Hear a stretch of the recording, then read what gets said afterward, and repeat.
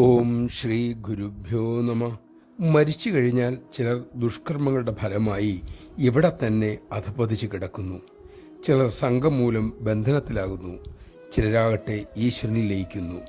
ഇങ്ങനെ അമ്മ അരുളിയത് കേട്ട് ഒരു വിദേശ ഭക്ത അമ്മയോട് ചോദിച്ചു, എത്ര ശതമാനം പേരാണ് അമ്മേ ദുഷ്കർമ്മം മൂലം അധപതിക്കുന്നത്? എത്ര ശതമാനം പേർ സംഘത്തിൽപ്പെടുന്നു? എത്ര ശതമാനം പേരാണ് അമ്മയിൽ ലയിക്കുക? അമ്മ ഉടൻ പറഞ്ഞു, നിന്റെ മൂക്കിലെ രോമം പോലും എണ്ണാൻ നിനക്ക് കഴിയില്ല. മറ്റുള്ളവരൊക്കെ എവിടെ പോകുന്നു എന്നൊക്കെ വേവലാതിപ്പെടുന്നത് എന്തിനാണ്? നീ നിന്നെക്കുറിച്ച് വേവലാതിപ്പെടൂ. നമഃശിവായ.